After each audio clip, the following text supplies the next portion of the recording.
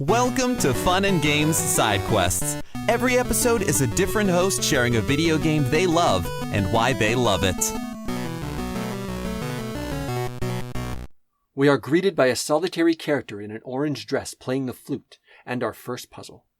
We rotate the mechanism, the sound of grinding stone. A tap of the finger and the mysterious young woman makes her way up the stairs. Pan up, title screen. Thus begins Monument Valley 2. Hi folks, it's Louie again. For those of you who follow the series, you might remember that I had the privilege of recording an episode of Side Quests on Monument Valley some while ago. Well, I'm glad to be back to talk to you all today about the sequel. Oh, but where are my manners? For those who missed it, I'm Louis Dozois. I'm an artist and game developer best known for Suzy Cube, available at suzycube.com, and currently publishing a slice-of-life comic set in the 90s, which you can find at offtrackcomic.ca. If you want to follow me and keep up with my projects, you can find me on Twitter at Louard on Games. Ustwo's Monument Valley 2 sees the mother character, Ro, joined by her child as the pair make their way through perspective-bending puzzlescapes with the help of the player. Each level a surprising and delightful diorama. Just like its predecessor, Monument Valley 2 is a perfect chill-out game. Everything about the user experience comes together into a soothing whole. The visual design is crisp and sharp, made up of simple shapes and minimal texturing, but all adorned in soft, soothing shades of complementary colors, each palette evocative and inviting.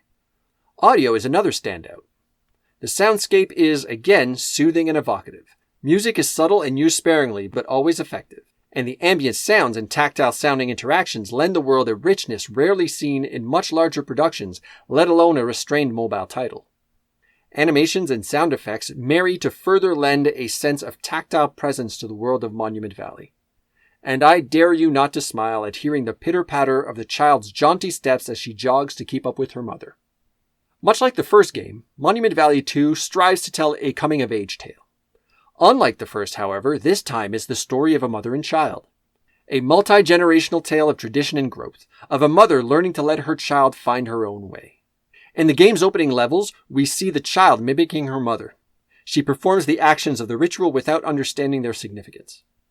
Eventually, Ro and her daughter start to cooperate to solve the many conundrums of the valley. We see how Ro's confidence in her child grows as she sits and plays the flute while their child is left to puzzle things out for herself. And, eventually, we watch as mother and child part ways. Ro forced to see her daughter sail off to discover the mysteries of the valley on her own. The story of Monument Valley 2 isn't a complex one full of twists and intrigue. It's a simple and relatable one about generational love and the push and pull of wanting to guide our children while we give them the freedom to make their own way into the world. It succeeds largely by telling its story subtly with minimal text and simple evocative animations. And supporting the story at every turn is the game's design itself. The way the player is eased into the concepts of the game's perspective-popping little diorama puzzles in particular mirror beautifully the child's own journey of growth and discovery. You, as the player, learn as she learns. It's a great bit of synergy between gameplay and narrative, and it's beautifully realized in Monument Valley 2. Design-wise, the game is a masterclass. Everything always operates along clear and consistent rules. Where you can move, what you can interact with, what are the constraints of those interactions. It's all perfectly clear. And concepts are built upon so organically that though some level interactions may surprise, you're never left wondering what levers are available for you to pull. This, in my opinion, is where the Monument Valley games really succeed. If you're left scratching your head, it's wondering how to proceed with the pieces laid out before you. It's never because you're left to wonder what you're even meant to be doing. As a sequel, Monument Valley 2 is everything I could have asked for. The first game was a finely honed experience that answered the question, what do you get when a game prioritizes quality over scope? And this remains true of the sequel. However, by building off the experience and technology of the first game, Monument Valley 2 is able to breathe a bit more and allow itself to be more ambitious while retaining the exceptional quality and tight scope that made the first game such a gem. All the best qualities of Monument Valley are further polished in Monument Valley 2. That's not to say the sequel does nothing new. There are a number of new twists on what we saw in the first game and its expansions. It also seems like Ustwo allowed themselves to make the puzzles a little tougher this time around. Don't get me wrong, it's still Monument Valley after all. So it's not like the puzzles have become brain-burning, devious affairs, but they might just surprise and delight even more than those of the first Monument Valley. Few games have moved me by the sheer creativity of their design, but Monument Valley 2 is certainly one of these few. Through gameplay and restrained narrative, it tells a subtle yet touching tale of personal growth and parental love. It is a game, an experience so polished in all aspects that it makes you wish all of our favorite games were made with such care. I've said it before about the first game, and as I apologize to my friends for having to hear it again, I will say it again about the sequel. The Monument Valley games are to gaming as poetry is to literature. Small yet evocative, concerned more about the emotions you feel while playing than keeping you glued to the screen for as long as possible. Do yourself a favor.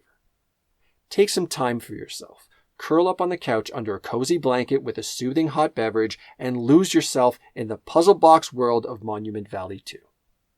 On this, thank you for listening, and thanks again to the SideQuest crew and everyone behind the Fun and Games podcast for having me on again to talk about one of my all-time favorite sequels to one of my all-time favorite games. Once again, I've been Louis Dozois. You can find me on the Bird app at Louard on Games. That's at Louard on Games. And until next time, thanks again for listening and happy gaming. Hey there, Screen Beans. Have you heard about Screen Snark? Rachel, this is an ad break. They aren't Screen Beans until they listen to the show. Fine. Potential Screen Beans. You like movies and TV shows, right? I mean, who doesn't? Screen Snark is a casual conversation about the movies and television shows that are shaping us as we live our everyday lives. That's right, Matt. We have a chat with at least one incredible guest every episode, hailing from all walks. We've interviewed chefs, Writers, costumers, musicians, yoga teachers, comedians, burlesque dancers, folks in the film and TV industry, and more. We'd be delighted for you to join us every other Monday on the Certain POV Podcast Network. Or wherever you get your podcasts, fresh and tasty off the presses. What? That's not... Can I call them Screen Beans now?